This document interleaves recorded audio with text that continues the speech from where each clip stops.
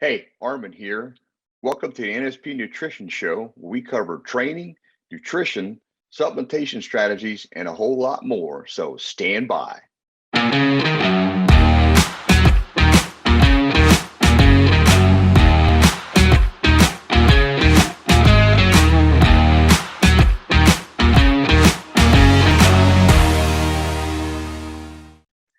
Hey, everybody. Welcome to the NSP Nutrition Podcast Show. I'm Arman Eckelbarger.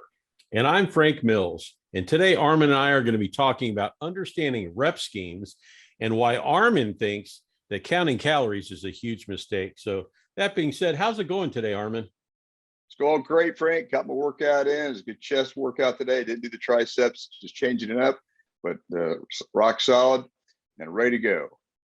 Well, that's awesome. Now, I thought it was a great choice on understanding rep schemes and how to use them. We always get a lot of questions on this show, as well as our other show, Reality Fitness, about understanding rep schemes. So to get us started, Arman, why don't you give us a definition of what is a rep? All right. So in strength training, it's also known as resistance training or weightlifting. Okay. Reps are the number of times you complete a single exercise before taking a rest or break. Okay. So it's basically short for repetitions, and the reps help you keep track of your strength workout. So it's one of the ways to measure, and that's why people use it. You can also use time as well, but we're focusing on reps because that's basically what a lot of people are using at this point in time. So I'm kind of curious, what's your approach when it comes to a rep? Well, again, like anything in the fitness world, everything can be debatable. Okay, so for me, I think the question is how many reps a person should do per set of a particular exercise for a particular muscle group. So that's kind of how I look at it.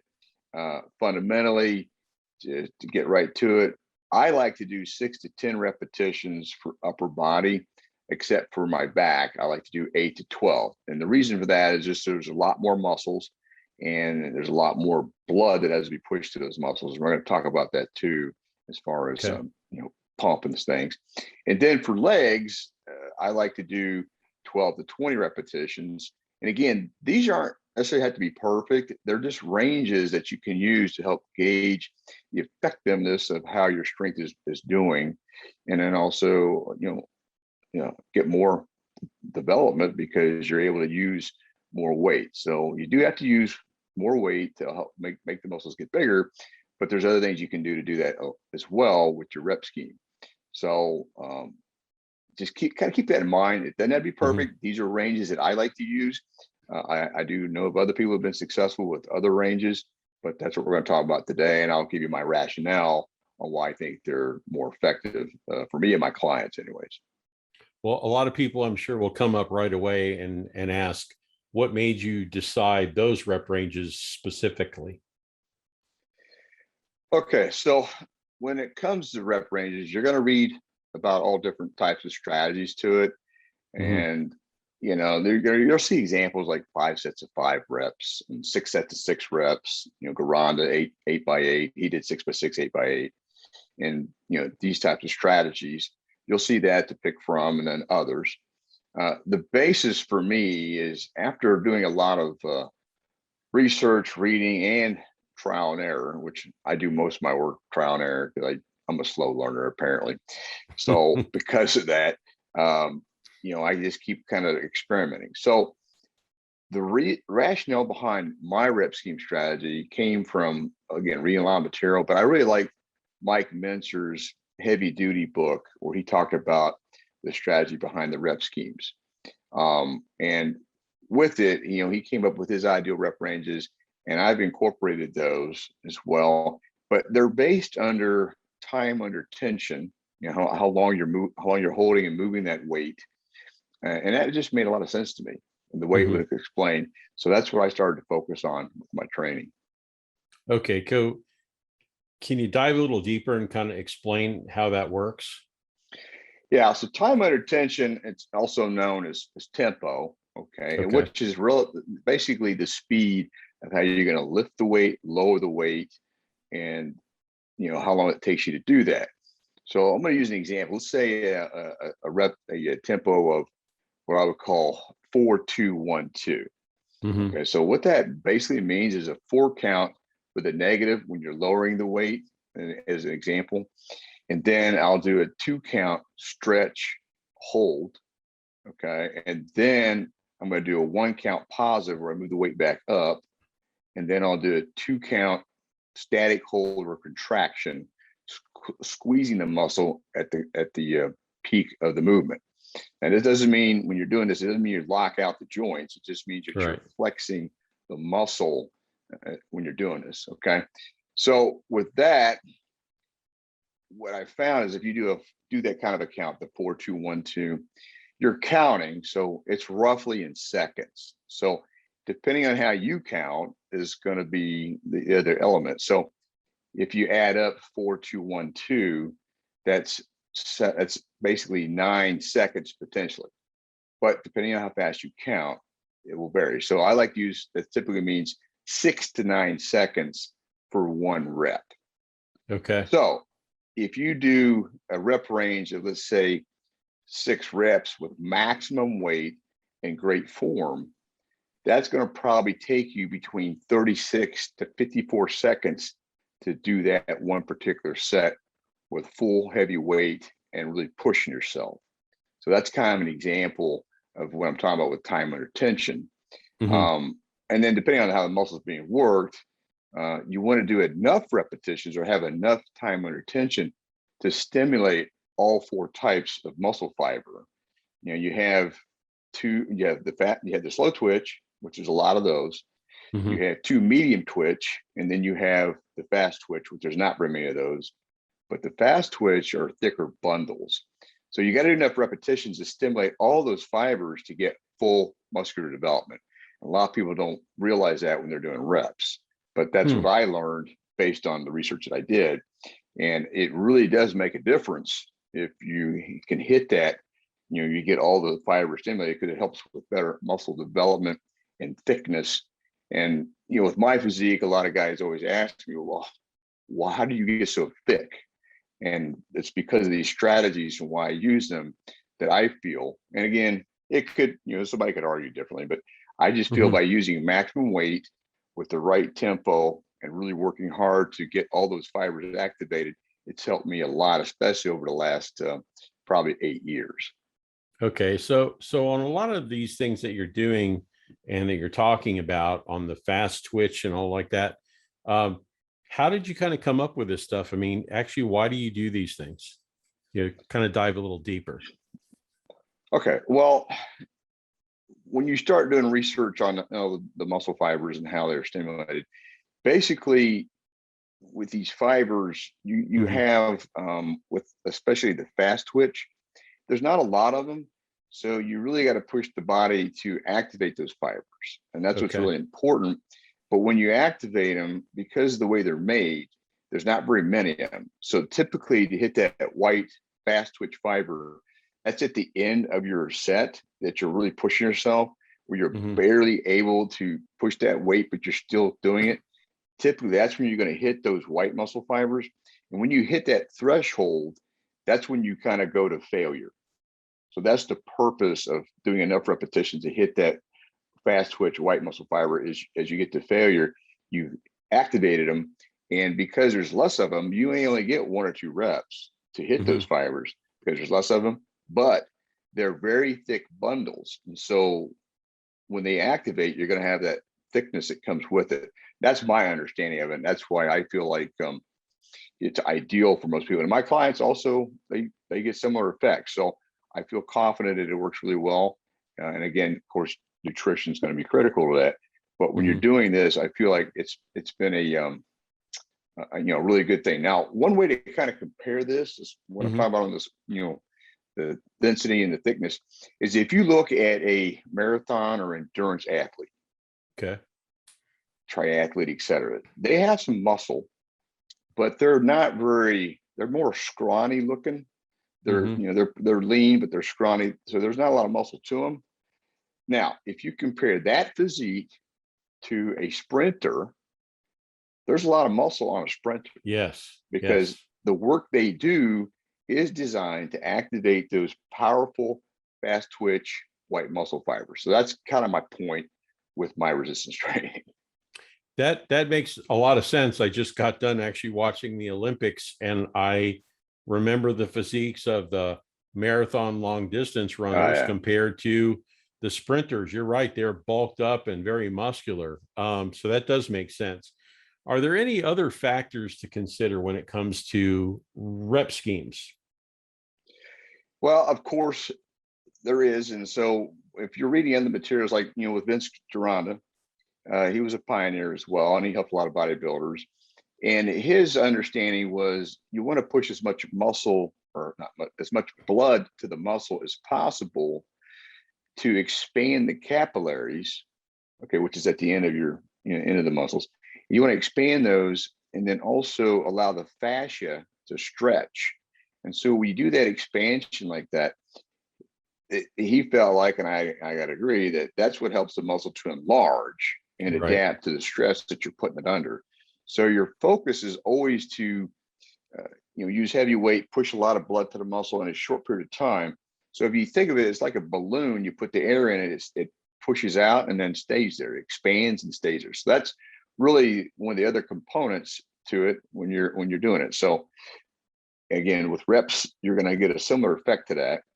All right. Now, with that being said, there's also another factor that I feel is important, and then there's probably some debate on this too, is your heart's located in the chest area. So it is also another factor when it comes to how much blood you're going to be pushing to the muscles. Okay, so when you're talking upper body being 6 to 10 repetitions, and you're talking lower body being 12 to 20, the question is, well, why is that? Well, good question. All right. So what I looked at, and talking to a lot of other, really good athletes, is if your heart's located in the chest, you're going to be able to push a lot of blood to your arms, your chest, your back pretty quickly because of how close the heart is there. That's the pump that's pushing everything. Right. So when I talk to guys, because I was struggling with the leg development, and it was hard for me. But when I talk to the guys that do legs, they're like, because your heart's located here and you got to push a lot of blood, because the legs are the largest muscle of the body, you got to push a lot of blood there. So even though you're using maximum weight, it requires, or to me, it requires more repetitions to keep that time under tension longer, to engorge that muscle with as much blood as possible. So kind of a long-winded explanation. No, it's a lot of great information. I'm kind of curious about the amount of weight you're using for these rep schemes. Okay, so that's a good question too. But based on my personal experience with my clients, again, I like to use maximum weight because obviously, if you're using heavy resistance, the body's it's going to break down more muscle tissue, and because it's doing that with that heavy weight, it's got to respond and get bigger to help accommodate that resistance. So when you use maximum weight and you're using the tempo, different tempos that go with that, you're really pushing yourself enough so that you're going to stimulate all the muscle fibers you need, and then break it down really well. So another way to look at this is its intensity, and intensity is ultimately what helps to build muscle, because it allows you to break down more muscle because you're really pushing yourself. And it's the same thing if you look at a sprinter, they are all out. They are not messing around. It's go time. So to me, that's how I approach it, is it's all out, it's go time. And that's why you don't want to go too long. You can't sprint a marathon, right? So you don't want to go too long with your training. You want to keep it short, intense, but break it down enough so that it will stimulate enough so you get the response you're looking for. Okay, so just if we could, Arman, can you kind of recap all the rep ranges just so that we can be clear? Yeah. So again, for upper body, I like to really go 6 to 10. Back, I like to do 8 to 12, again, because of all the muscles involved. There's a lot of muscles at the back. And then again, for legs is 12 to 20. Doesn't have to be perfect. There's some days I only do 8 reps, on my legs, just because I hit the wall sooner than I thought I was going to do. So, that's the thing you want to keep in mind there. But you want to make sure when you're doing these rep schemes, okay, if it's 6 to 10 as an example, have enough maximum weight to get 6 or more reps. So when I say 6 to 10, here's what that means. Once I start getting 6 reps consistently with a particular weight, let's just use bicep curls. Let's say I'm doing 30-pound, regular bicep curls, Right. straight up and down. If I'm starting to get 8 and 9 reps consistently with my sets, then once I start getting 10 or more, that's when I'm going to decide, okay, I'm going to add weight, but I can't add too much weight. I just want to add enough weight so I can get at least 6 or more reps to fit that scheme.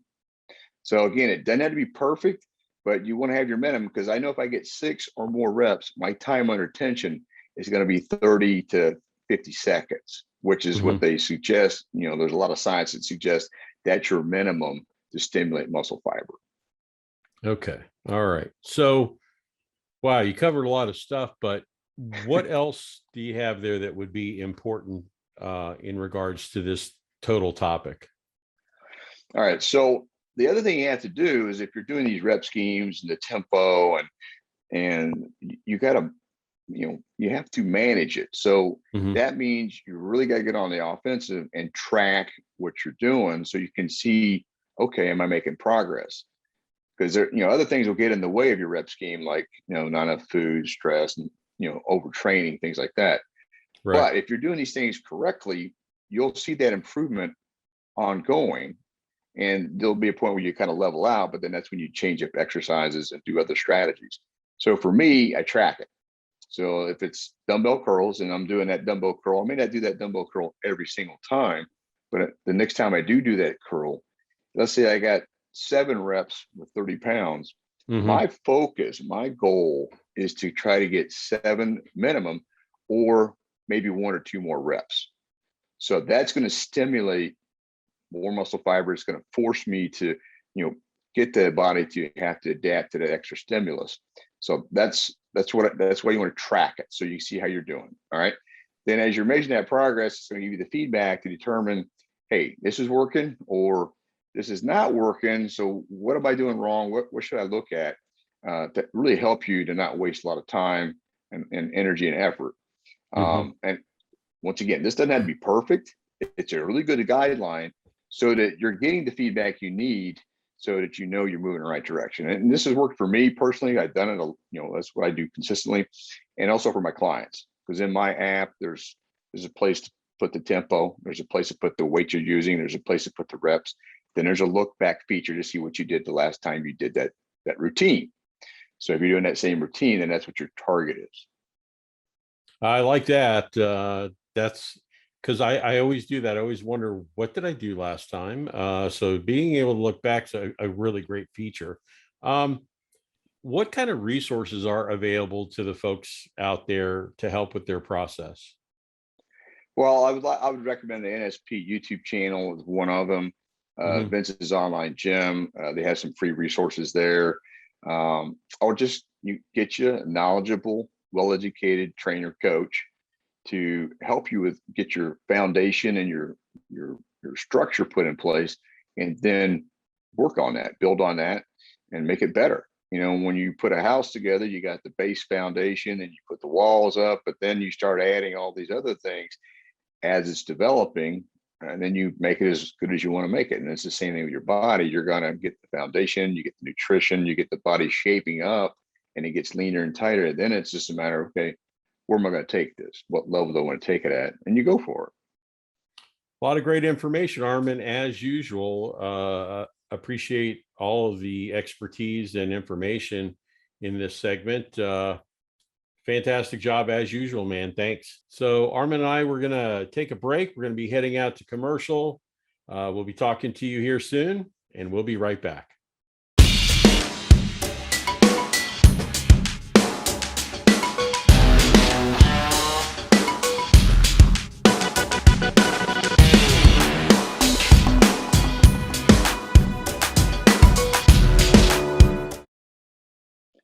All right. Hey, everybody. Welcome back to the NSP Nutrition Podcast.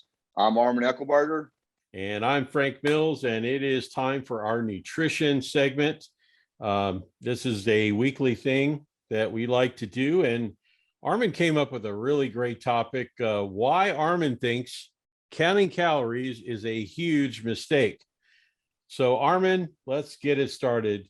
There's a lot of calorie counters out there. We already know that, but I gotta agree. It's like, whew. right, we see it everywhere. We hear it everywhere. And there people will ask, and even on menus now, it shows the calories of what Yeah. each meal is, right? So let me just ask you this. Is a calorie really a calorie? Yeah, it's really annoying to me, put it that way. So I have a certain opinion about it because of the Mm-hmm. reality of me doing these kind of things and learning about it. The food industry, man, they're doing a good job of selling this. But Mm-hmm. yeah, it is true that a calorie had this, calories have the same amount of energy. That's what it's based on. So one dietary calorie contains, I guess, 4,184 joules of energy. Whoa. So Okay. based on that science there, a calorie is a calorie in that perfect world. Okay. But when it comes to your body, it's not that simple. The human body is it's a highly complex biochemical system, and you have elaborate processes which are going to help regulate your energy balance. And Mm-hmm. so it's not like it's like putting gasoline in wood. They're going to burn differently, right? So Right. that's one of the key points. Okay. So different foods have different biochemical pathways, so to speak. And some are very inefficient, and then some of them are more effective. Mm-hmm. But you're measuring them as a source of heat that lost heat, okay, that the body's burning Okay. up. So even more important is the fact that different foods and macronutrients, they have a major effect on the hormones, which people don't talk about, and the brain centers that control hunger and eating behavior, because you have hormones that are involved with that. People don't really know that. Mm-hmm. So the food you eat can have a huge impact on your biological processes that control when, what, and then how much you should be eating. From the science family, that's how that works.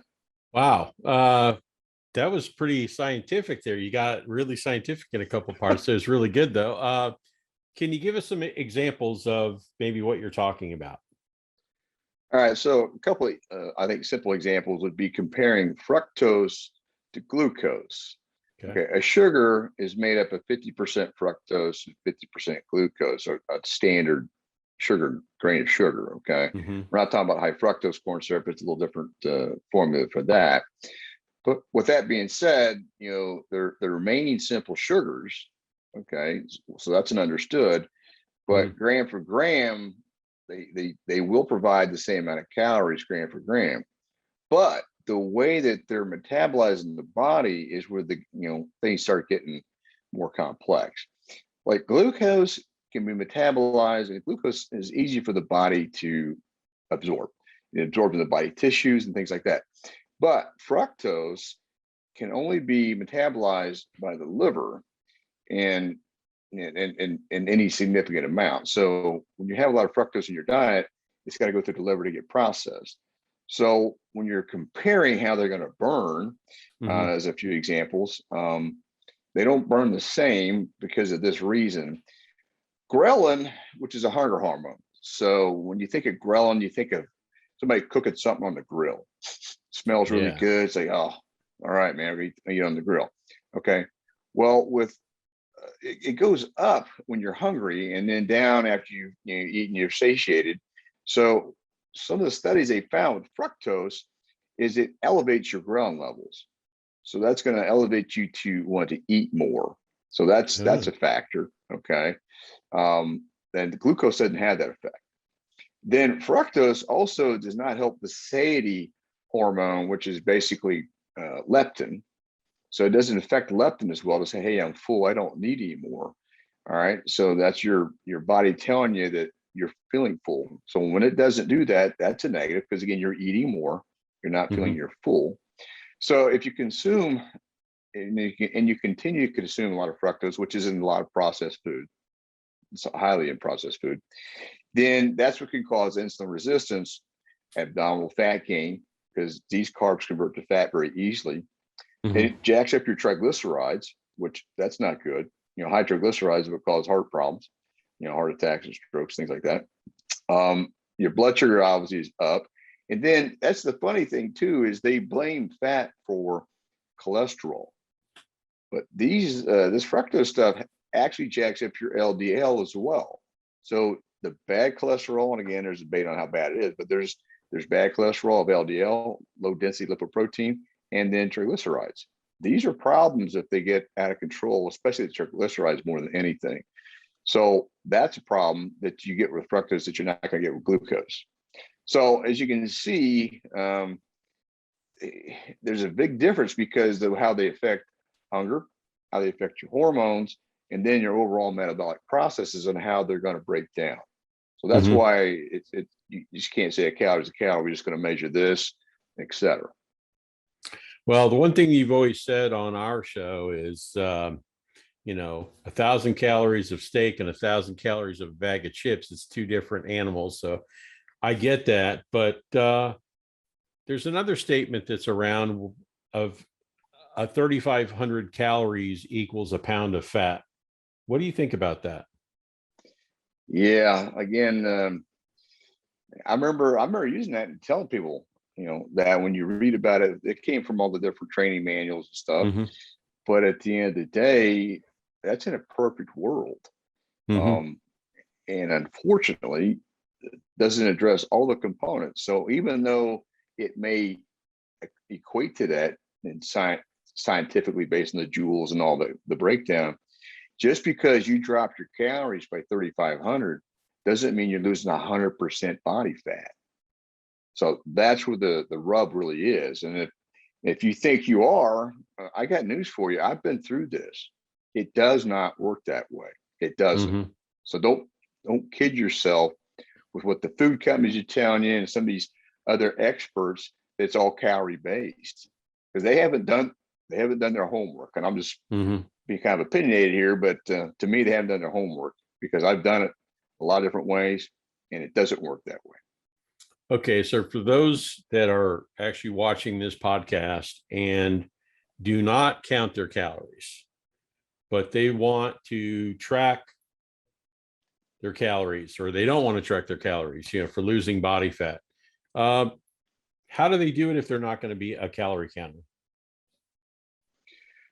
Well, you can, let's put it this way, Frank. You can track your calories, okay, to see if you're in a calorie deficit. You do need to be in a calorie deficit to lose body fat. Okay, you got to burn more energy you're taking in. That's a law of science. I get that. So not a problem. I agree with that. But to me, nobody's talking about insulin and how that dramatically affects how you're going to burn that energy. Because insulin, and maybe we'll talk more about that, but it's a fat storage hormone. So if you have a lot of that floating around, that's a problem. Well, maybe you could dive into it just a little deeper. Actually, why is it important to understand this part about insulin? All right, well, that's a good point. All right, so to me, if you're having carbohydrates throughout the day, well, this is how it works. If you have carbohydrates throughout the day, you need insulin to process the carbohydrates, okay? Because there's going to be fructose in the sugar, okay? And that's going to be needed, and you have some glucose. So the insulin comes up to process the carbohydrates and the sugars. So when that happens, it's going to shut off the fat burning process because the body wants to use the quick energy of sugars and carbohydrates, which, okay, then there's plenty of science that validates that. Then people say, well, you need it for your brain health. You got to have carbs for your brain. Right. Not necessarily. So when you're having insulin elevated, then you shut off the fat burning process. So let me give you another way to look at this. When you go to bed, you're going to go to sleep, and then that's when hormones kick in. And those hormones need fats to rebuild cells. And so that's what they're going to do once your insulin level drops down, which is going to happen during the night, hopefully quicker than later. So once it drops down, the hormones are working. So the hormones are built using cholesterol to rebuild cells. That's going to burn fat. That process will continue throughout the night. When you wake up, it's still going on. Okay, cool. I'm burning fat. Now, once you have the typical American breakfast, whether it's cereal, whether it's oats, or whatever you're into carbohydrate wise, once you eat that, you just shut that off. So now all you're going to burn is carbohydrates throughout the whole entire day. So if you keep consuming fat with carbohydrates, yeah, you're going to have a problem because you're going to be storing it, especially if we eat too much, which people do. People eat way too much food, whether they like to know it or not. They eat way too much food, which also ages you faster, but that's a whole nother topic. So when your insulin's elevated like this, then it also causes you to need more energy to ask for more carbohydrates and sugars to keep your energy level up. And this is very common. So that's why people are constantly snacking. And these people that say eat 6 meals a day and all this stuff, I did all that. And that you're going to burn more energy doing it that way. That is BS. Now, I'll probably get a lot of controversy on this, but you don't need 6 meals a day to get where you need to be with your muscle gains and things like that. There are other things you can do to help with muscle gains. You don't need 6 meals a day. And for me, I eat 3 meals a day, and then maybe I'll have a protein drink as an additional somewhat meal, but that's all. And that's also more realistic for people. I mean, doing 6 meals a day, it's just an absolute headache and pain. So just getting a little track here, but that's the thing. So when you're eating less carbohydrates or very few carbohydrates throughout the day, now you're burning fat. So your insulin stays down. Now you're going to be able to stay leaner, and you're going to eat. Typically, you have more sustainable energy.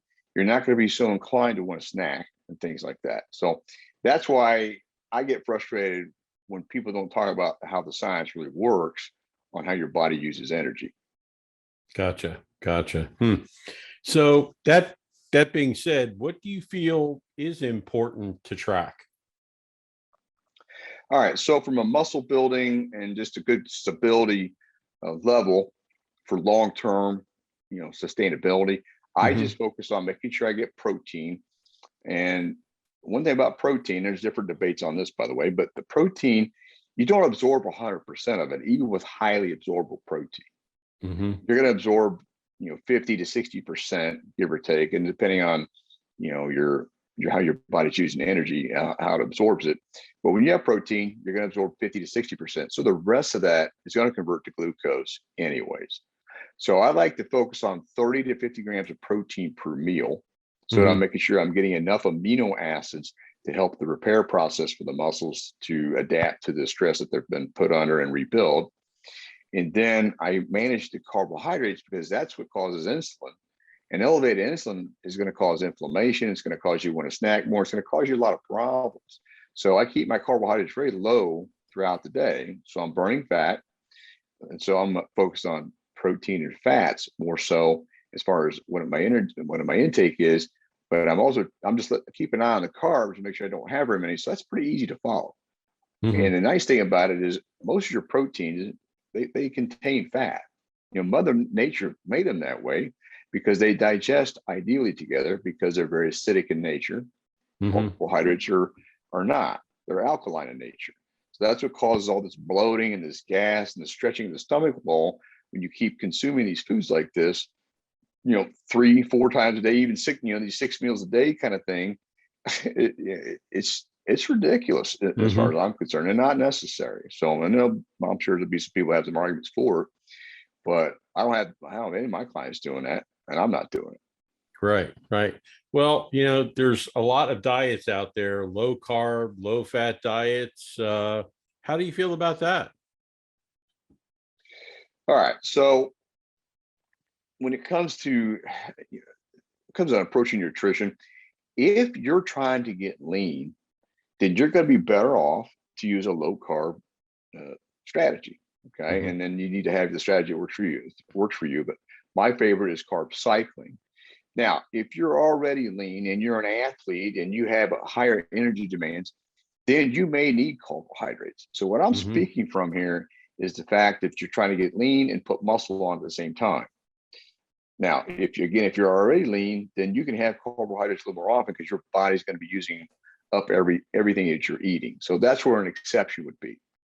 All right. But just so you know, when it comes to comparing the nutrition, they've done multiple studies. Like since 2002, they've done, I think, over 20 randomized controlled studies, trials, and they compared the low carb to a low fat diet. So when you do a low fat diet, you have carbohydrates as your main energy system versus fat.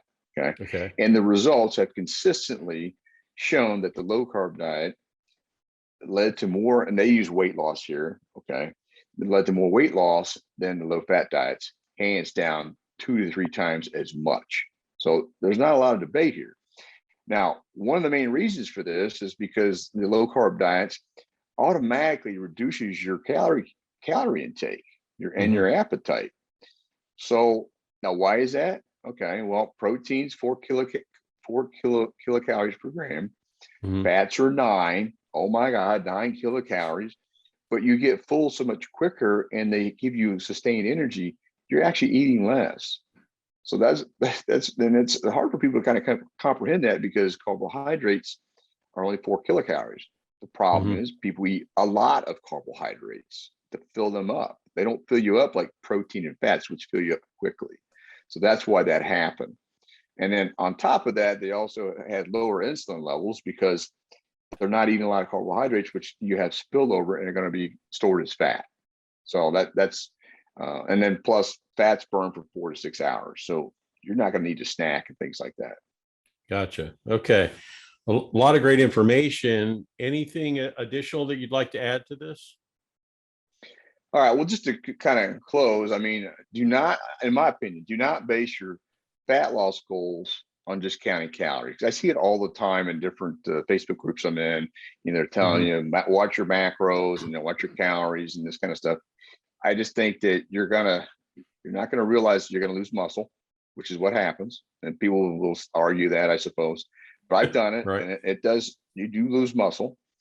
And also when you're eating, like if you're restricting the calories to meet this calorie goal, because your insulin's elevated, then you get this hangry when you're hungry and angry because you're not getting food when you need it, because you need to have food probably every 3 to 4 hours because insulin's screaming at you to get more to keep your energy up.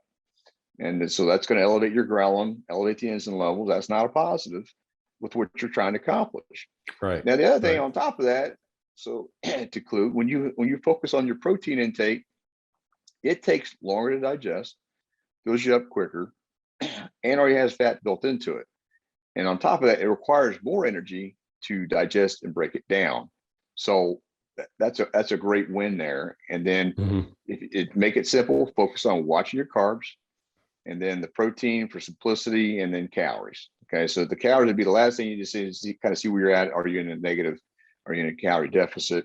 And if you do it that way, I think you're going to see much better results, and it's not going to be so hard on you mentally and physically. Well, there's a lot of stuff out there online, up for sale, all different places on nutritional resources. What are some good ones that you can recommend? Well, since it's NSP Nutrition, I'm definitely going to recommend the Maximum Definition Diet, which I've done that. It's a very effective nutrition program. The Wild Physique has like 3 or 4 different nutrition programs, so you can change things up, which I think is a good thing to do. And then you have the Pro Series of Nutritional Bodybuilding, which you can get these on from NSP. They're great pieces of material to read and learn fundamentally, which Vince figured this out actually in the 1950s. What really works, and it was done. But people threw him under the bus and use these other methods. The other methods, don't get me wrong, the other methods they do work, but to me, because I've done them, they're very difficult and they're very hard on you, and you tend to lose muscle. So I don't want to. If I can prevent from losing hard-earned muscle, that's where I want to stay. I agree with you. And Arman, another great segment, some fantastic information as usual. Thank you. But one thing I just want to remind everybody, that NSP Nutrition, they've been actually building better bodies since 1972. And they've got a great program if you're interested. If you go to the nspnutrition.com page and scroll down to the bottom, you can take their 21-day challenge.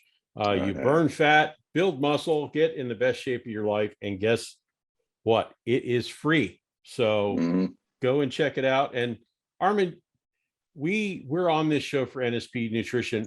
The biggest reason is because we believe in their products and supplements that we take. How do you feel about the NSP Nutrition supplements and products? Well, I mean, they work, and I've tried a lot of supplement companies, and when I finally located these and was using them, because I'm always seeing who's got better product, I was really happily surprised how well they worked, how they tasted, and then I did some research on how they made their products. When you start comparing notes on that, it's a game changer for me, and it helped me a lot. And so I recommend it for all my clients. The clients I work with, I make sure it's part of their solution to help them, because it does help. Well, another fantastic show, Arman. Thanks so much. And that's it for today's show. But man, I look forward to doing this next week. How about you? Oh yeah, it's great. Hopefully you guys got everybody got some takeaways from it. But make some comments. Let us know what other topics you'd like to learn more about, because that's what we'd like to do, is make sure we're covering things that are important to you. Right now, we're just covering basics that I think a lot of people have asked me questions about, and some of my clients. Well, everyone, thanks for joining us for this week's episode of the NSP Nutrition Podcast. Look forward to seeing you all next week with a brand new show. Arman, thanks again for what you do. Another fantastic job, man. Thanks. All right. Appreciate it, Frank. All right. We'll see everybody next week with another NSP Nutrition Podcast.